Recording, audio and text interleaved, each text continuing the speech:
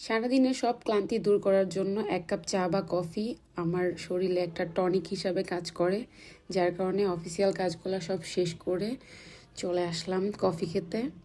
Coffee খাওয়া শেষ করে আবার যাব বাজারে, যার কারণে একটু রিফ্রেশমেন্ট দরকার। তাই আমি কফিটাকে এই যে চিনি মিলিয়ে নিয়ে খেয়ে নিলাম।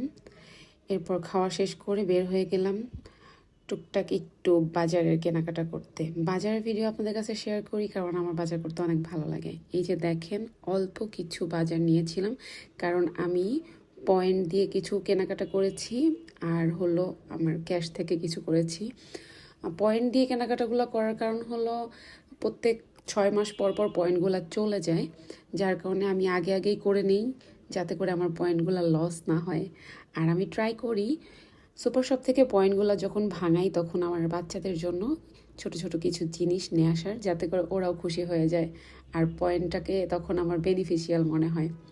দেন এই যে বাইরে বের হয়ে আবার ফুলকপি কিনলাম 3টা। এখন সবজির দাম খুবই কম, মাত্র 20 টাকায় আমি 3টা ফুলকপি পেয়ে গিয়েছি, যার কারণে ভাবলাম বেশি করে নিই, এগুলাকে আমি ফ্রোজেন করে রাখবো। সেই সাথে আমি নিয়েছিলাম 2 কেজি আলু।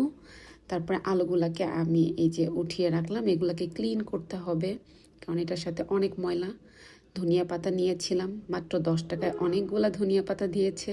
যেহেতু এখন সবজির মৌসুম, অনেক অনেক সবজি বাসায় রাখতে ইচ্ছা করে আর খুব কম দামে অনেক সবজি কিনতে পাওয়া যায়, এটা হলো মোস্ট ইম্পর্টেন্ট। আমি ট্রাই করেছি ফ্রেশ ফ্রেশ দেখে কিছু টমেটো নেওয়ার জন্য। এই সিজনে কিন্তু টমেটো দিয়ে ফুলকপি দিয়ে তরকারি খুবই মজা লাগে।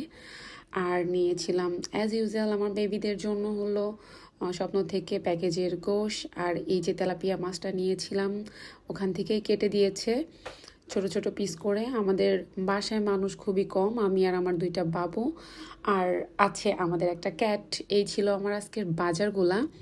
তো আমি সবগুলা বাজার এরকম রেডি করে চলে গেলাম রান্না করতে।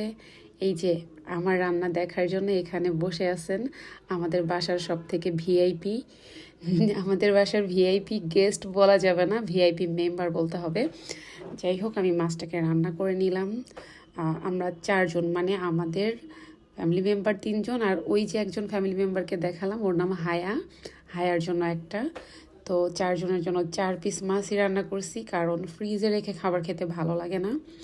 টমেটো, অল্প একটু আলু আর হলো পেঁয়াজ, ধনিয়া পাতা এগুলা দিয়ে আমি মাছটাকে রান্না করে নিলাম।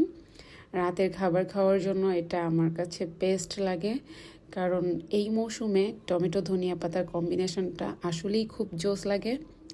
তো এই যে আমার রান্না কিন্তু প্রায় শেষের দিকে, রান্নাটা হয়ে গেছে। এই যে ছিল খাবারের লুক, এখন আমরা খাবার খেতে যাব।